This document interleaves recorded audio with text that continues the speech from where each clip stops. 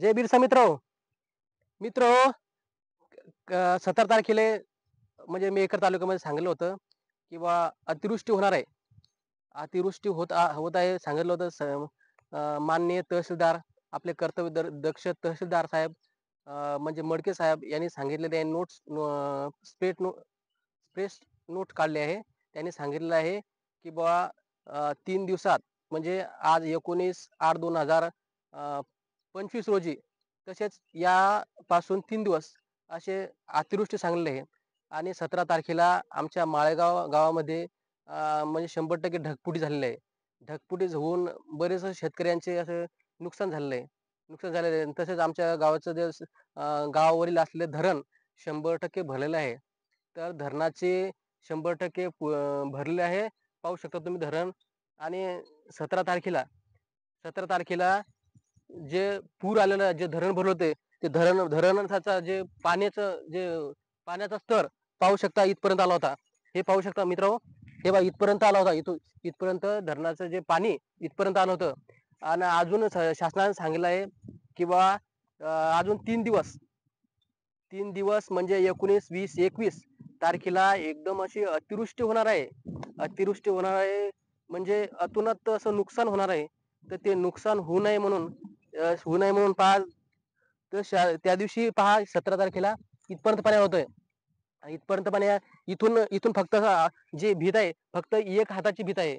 जर अजून एक किंवा एक दिवस जर सारखं पाणी पडलं असतं, तर 100% आपलं माळेगावचं जे धरण आहे, ते 100% वाहून गेलं असतं. म्हणजे पाणी गेलं असतं, फुटलं असतं धरण.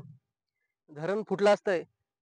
धरण फुटू नये त्यासाठी धरण म्हणजे फुटाच्या अगोदर काहीतरी योजना करावं म्हणून शासन प्रशासनाला माझी हात जोडून नम्रतेची विनंती आहे की जे फुटलेलं धरण म्हणजे फुटू नये धरण म्हणून काही जे म्हणजे सुविधा जे करायचे असेल ते आता तातडीने करावे.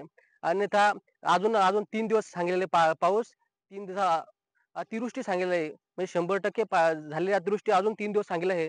सांगा 2 दिवस अगोदर जर समजा इथपर्यंत पाणी आलं आलं असेल, तर नंतर 3 दिवस जर पाणी सारखा पाणी पडला, तर 100% धरण म्हणजे फुटणार म्हणजे फुटणार.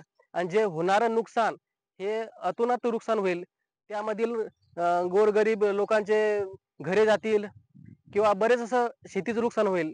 म्हणून ते शेतीचं नुकसान होऊ नये म्हणून शासन प्रशासनाला माझे आमदार साहेब असो, सिद्धार्थ साहेब साहेब असो किंवा खासदार साहेब असो, जाधव साहेब असो किंवा रायमुरकर साहेब असो, जे कोणी जे या म्हणजे धरणासंदर्भात जे काही शासकीय प्रशासकीय जे आमदार खासदार असो किंवा साहेब असो, ते आपल्याला आमची सर्व माळेगावच्या वतीने तुम्हाला हात जोडून नम्रतेची विनंती आहे की जे काही जे सुविधा असतील ते तातडीनं सुविधा म्हणजे कराव्या. आणि या धरणापासून जे फुटू नये धरण यापासून तातडीनं काही ना काही उपाय करावा अशी सर्व माळेगाववासियांपासून तुम्हाला हात जोडून नम्रतेची विनंती आहे. धन्यवाद. जय जय मॅडम. हो, मी कुठे मला तर काहीच बोलता येत नाही. मी बोलता बोलता थांबून जाईल.